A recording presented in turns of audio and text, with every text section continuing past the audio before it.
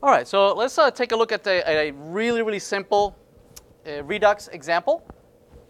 All right, let's do our work here at the top level, and we'll just do something as simple as adding 2 plus 2, right? And I think we can all agree that's 4. So let's do our example in a math redux example. Okay. And to keep things simple, I will have everything in one single page, right? Everything will be in this single JavaScript file, right? So the intent here is that we presumably have some state, right? That might say that we have some value for the variable a, which is 2, and we have a value for some variable b, which is 3, and somewhere down the line we have some component, some component that can add them together, right? And takes as arguments two parameters, param a and param b, and the rendering is that it wants to display their addition, or how much is 2 plus 3, or whatever you pass around. I like to render param a param a plus param b. Okay, that's what's going to render. Perhaps we might make it a little bit prettier and put it inside of an h1, like that. Okay? All right, so somehow we need to get a hold of these a and b's from the state of the application all the way down to some component that wants to render the actual values of a plus b. Make sense? All right, so how do we plumb this thing? Right? Let's see. Let's get started. So first we'll need a React, right, from React. Okay. We'll probably also need to do some connection, or we'll need to get a hold of all the state so that it flows all the way into this component. So how do we do that? Well, as we said earlier, the way it starts is that we somehow generate a store, right, that maintains a history of all the states that ever occurred in an application, and we typically only care about the very last one that we generate. Yes, and we want that state to make its way down to the component that cares for it. Yes, all right. So let's do that. Right.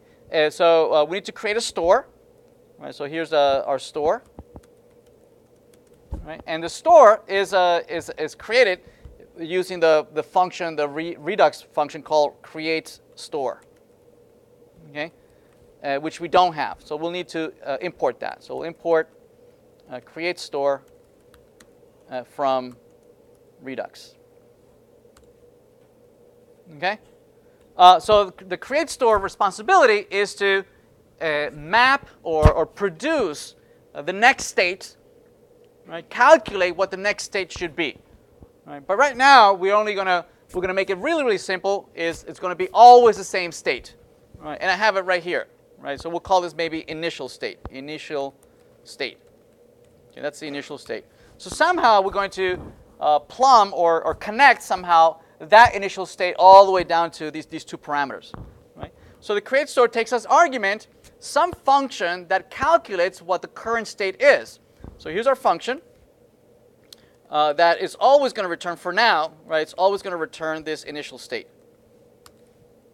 Right? That's the function. The function is so simple, it's not doing anything, right? It's always returning the same state. Everybody okay? Right. So the store only has that one state. Very good.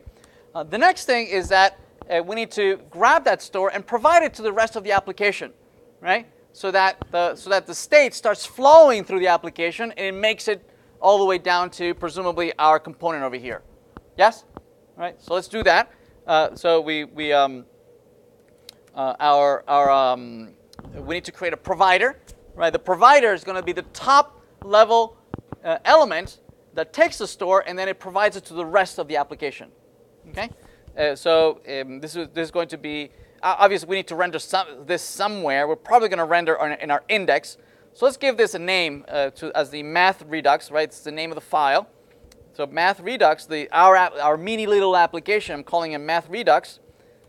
Right, it's just going to be It's just going to be a provider that is going to provide the store as the store that we have here. Okay? It needs to provide it to somebody. It's not providing it to anybody yet, right? Notice that the provider here is empty. There's nothing there. Okay? We need to provide the current state all the way down to the component. Yes? So somehow we need to extract the data in the state. We need to somehow map it that they map to this, param A and param B. Right? So somewhere we need to put that logic in place. Yes? Right? All right, so to put that in logic in place, that's going to be the what we call the container. The container is going to be the one responsible for doing the mapping between the state that is being provided by the store and the parameters in the properties that are the component where they should be rendered. Yes? All right. So let's do that. We'll implement here a const, an add container, whose responsibility is to connect, right, some kind of mapping, right, the mapping of extracting this, mapping it to these properties so that it can flow eventually to the component. Yes? Right? So this here is going to be some kind of mapping, right, that's going to say, hey, grab all this state. The state is being provided by the provider. It's going to be provided by the provider to the container. Right? So the store is being provided to the container. And then the container responsibility is to extract the state that is the store is providing it. Right? It's going to extract the elements from that state and then map it to the properties in the component that is meant for. Yes? Okay. Let's see. It's complaining that I don't have a provider, so let's import that. So import provider from React Redux. There it is. Okay, so it's happy there, and also needs connect. Let's import connect. There we go. Okay, so how are we going to do? Notice that it is the store that is providing the state to the container. So, and that happens through the connect. The connect receives that state. There it is. It receives that state as a function, right? It receives it in a function, right? And then we are responsible to do something with it. What do we have to do? This state contains this object. It's always the same object because notice in our create store, that's the only state we ever generate. Right? The state always has those A's and B's. And what we need to do here is to create a map that says, hey, grab the A's and the B's, and map them to the param A and the param B. Right? And the mapping is as follows. You say, I want param A to grab the A from the state, and for param B, we'll grab the B from the state. Yes? Right? It's going to grab the state, and it's going to map it, who's going to get what. Everybody okay? Everybody still with me? Okay, I think that's it, actually. Let's try and render this. We're going to go into index, and currently it's rendering my widget, my whiteboard. I'm going to comment that out for now. Notice that it complains. I don't have a whiteboard anymore. That's fine. We're going to load our example. I'm going to load my example of math redux. Math redux. Okay, I'm going to export it. This needs to be exported, right? So let's export it way down here. So export default math redux. Right? And I'm going to import it from here. I'm going to import math redux from math redux. And that's what I'm going to render here. I'm going to replace this. I'm going to say I'm going to render math redux right here, comma. Everybody okay? It's complaining. Maybe it doesn't like that. There we go. All right, so let's see. App component before. Oh, okay. So it's complaining that app container is referring to app component, but it's declared afterwards. So I need to change the order of this. So I'm going to move this before that. There we go. there's our 5, right? And indeed, 2 plus 3 is indeed 5, right? Okay, I think that's the easiest, most straightforward redux example that I can think of. Everything else is making this a little bit more reusable, right? For instance, initial state, actually, the state is gonna change over time. Yes, it's not just gonna be this JSON object. So how do we change that? Okay. Also, this mapping over here, this mapping is too trivial right now, right? It's extracting just the A to param A and B to param B. But this mapping could become fairly complex. Yes, right?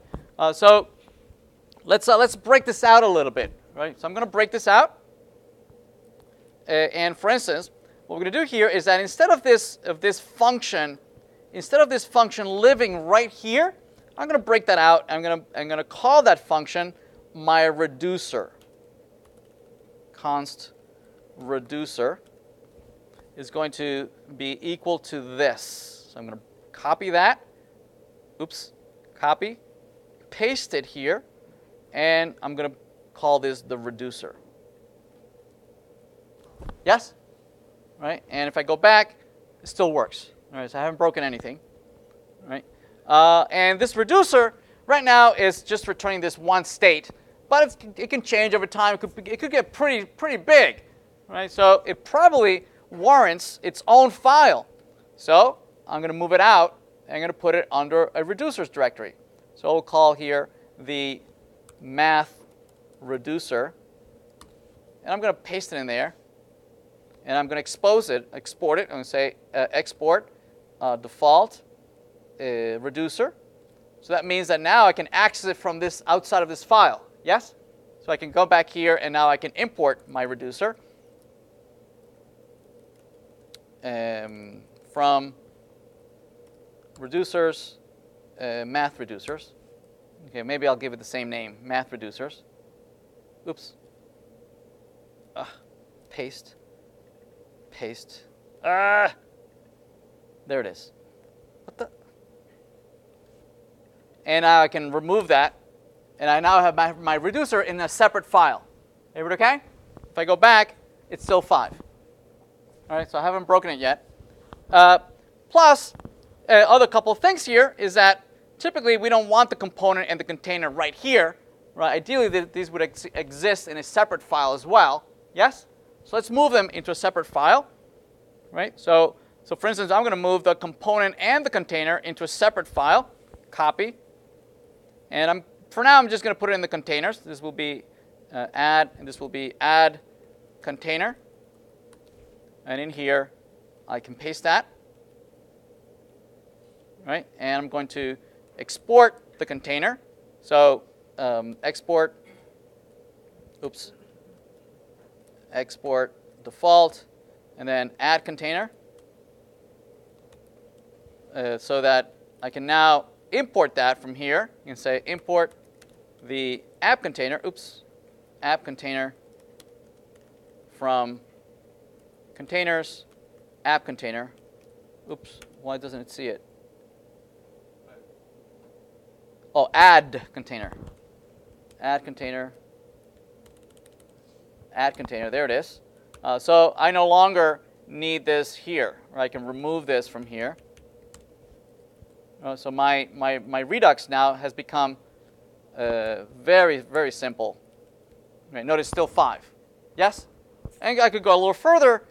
Here, instead of having the app container also contain the component too should live in its own file. So we can copy that and put it in a separate component. And this will be the add component.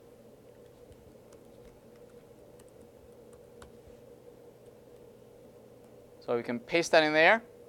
There we go. And we're going to export it. Export default, the add component. There it is. And then from here, I can just import that instead. Right? I can say import add component from components, add component, so that I can no longer need this here. Make sense? Right? And now I still have 5. Everybody still with me? All right. Okay, so that's part of going the data flowing one way.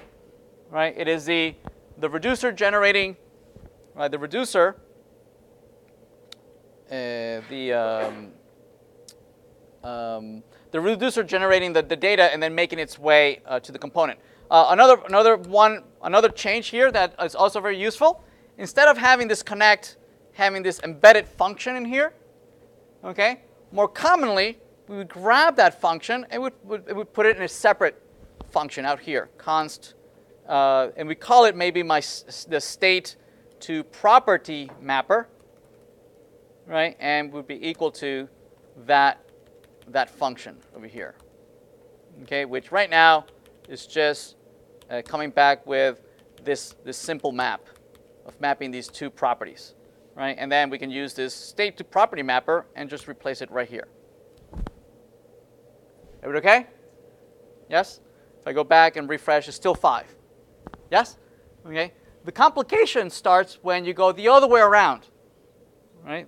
Right now the data is flowing from the reducer to the store to the provider to the container to the component. Yes? But data can also flow the other way around, right? I could put a button in here. I could put input fields. I could put all sorts of things inside of my component, right? It needs to flow the other way around and tell the reducer, hey, something happened. They typed something. Somebody typed some value. So let's try that, right? And so now the plumbing starts to get a little bit complex. So let's take a look at that, right? So if I go to my component, I might add a couple things here. Maybe make this a div. And in my div, I might have maybe an input field that says my input plus 2 inputs, right? It's equal to that param. So maybe I have 2 input fields, and I can type the value of A, I can type the value of B, right? And it calculates the summation of A and B. Yes? All right, let's try that. Right. So there's 2 input fields. So A, and then it's equal to that. All right? And there it is. So there's my 2 input fields. Okay? All right, so let's try it.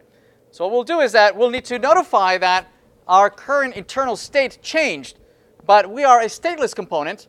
We have no place to store any of this, right? We need to propagate and let everybody else know, whoever's responsible for maintaining the state, I'm not, whoever's responsible for maintaining the state, to do something with this change. Yes?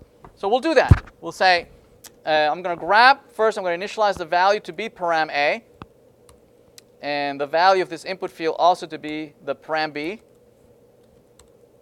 Okay, so there it is. 2 plus 3 is indeed 5. Right? But if any of these changes, we would like to say, hey, if it changes on change, notify that something changed here in my little world here, and I'm going to notify and I'm going to say the event, and I'm going to notify param A changed or something, right? And I'm going to pass in some value, right? Meaning I'm not responsible for maintaining my state, right? Somebody better handle this. I'm just notifying. I'm just letting you know, right, that the value here changed, right? It's no longer 2, it's 3 or 4 or 5. Yeah, and it's not my responsibility to handle this. Yes? Okay? So what am I going to pass around? I like to pass around the value of the input field. We have it as part of the event. We can grab it. It's just event.target.value. Okay, so whatever I type, it's sending it right away to whoever cares to do anything with it. All right, so how is this handled? Who handles this?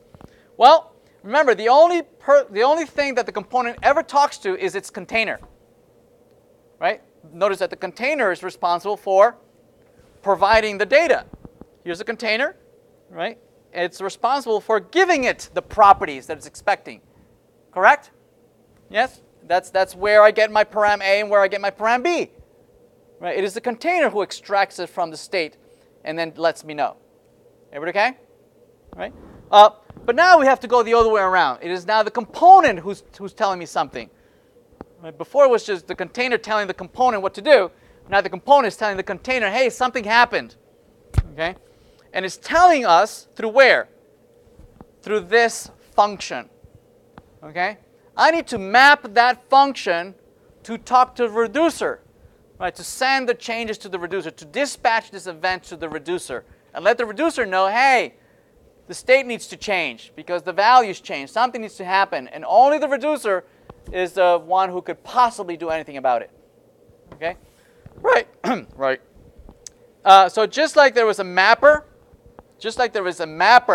that maps state to properties, we need to map a property to a dispatcher. Right? So we're gonna do it right here. Just like state to property took as argument a state and it mapped it to a property, this one takes as argument a dispatch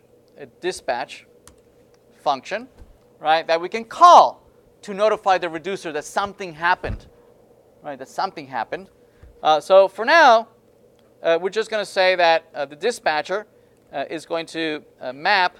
It's a function, right? That maps to, and it comes back with an object that says what to do. Okay, what to do. And this is going to map, just like this property mapper maps the state to the property. This one's going to map the other property. This is the other property, right? Oops. Copy. Just like we have param A, param B, these two. And now I'm going to map this one. If the function that was called was that function, I'm going to dispatch. I'm going to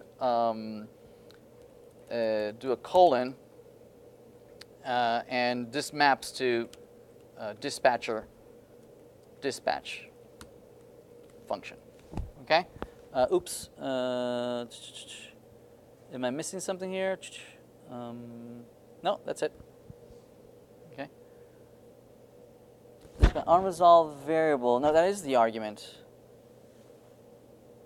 Oh, I think I have one too many. There we go, like that. There we go. So we're going to call the dispatch. Who is that invoking? It's invoking the reducer. The reducer is receiving that over here. The reducer is receiving that. This function is going to be invoked. Right? This function is going to be invoked. Right, so I'm going to make it into a real function here. I'm going to make it into a real function.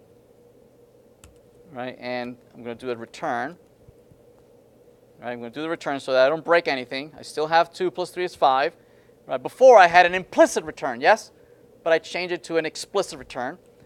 But just to demonstrate that this dispatch here, when I change something in the param A, is going to call the dispatch, it's going to call this function, the reducer, so I can do something about it.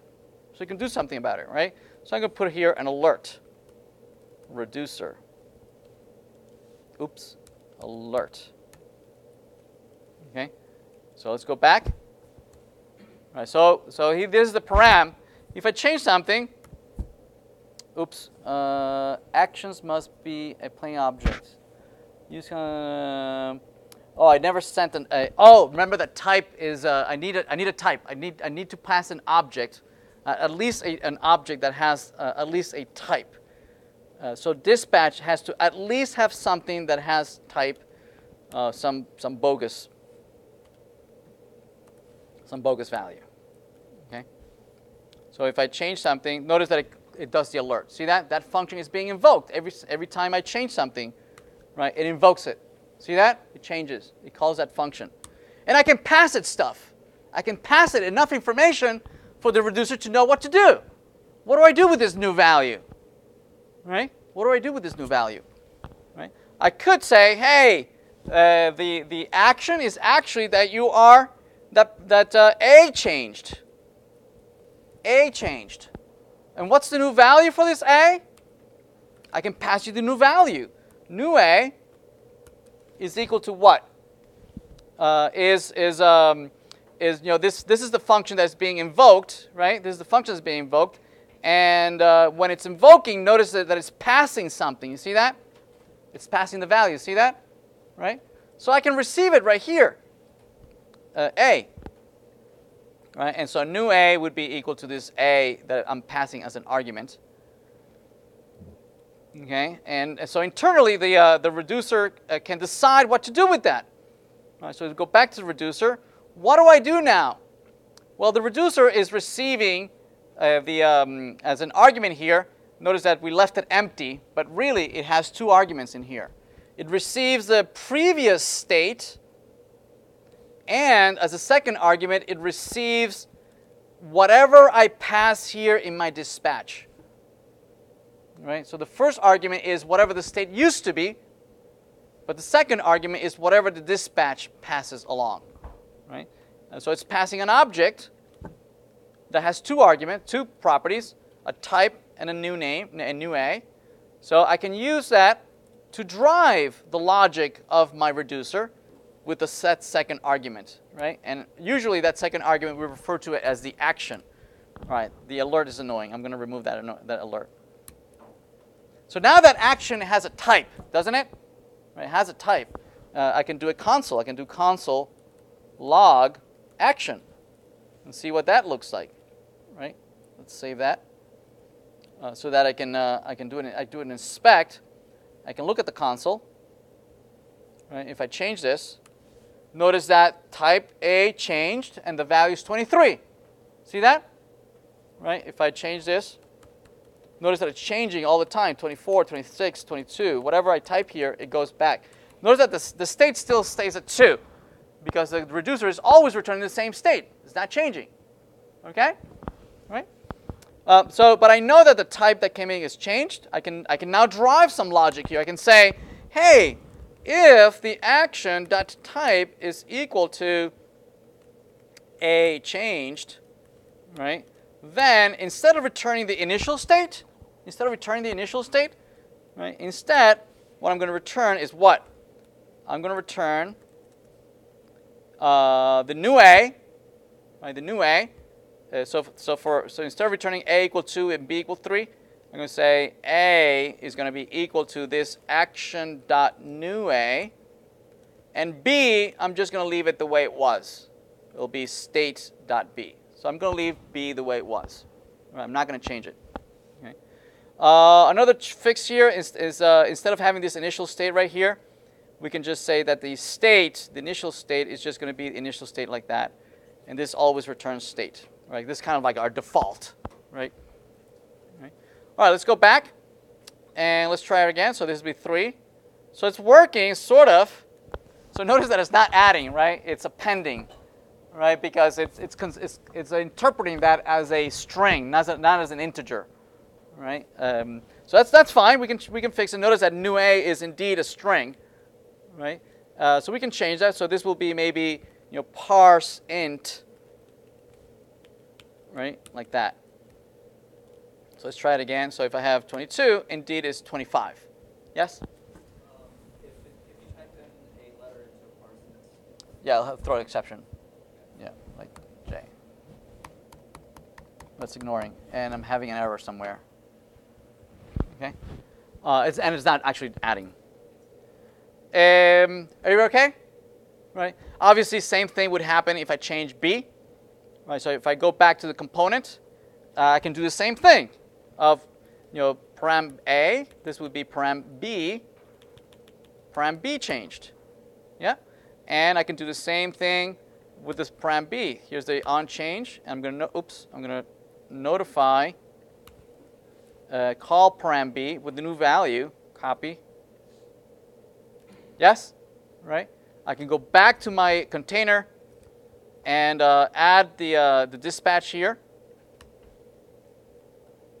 Param A, this happened, is going to call dispatch A. If param B changed, I'm going to put a comma here. If param B changed, here's param B changed, and it's going to pass me the value of B. Right? The type of the event is that B changed, and I'll pass in that the new B will be this B that I passed in as an argument. Yes? Right? And then my reducer is going to handle this new event and say, well, if it wasn't this, if it wasn't that, then it must be something else. So this will be some else if. If it's not A changed, then it's B changed. And if B changed, then I'm going to take from A. So this is going to be B, new B.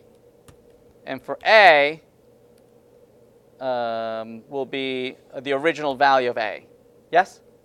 All right, I'm not going to change that.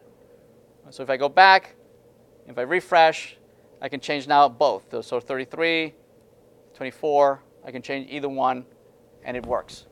Yes?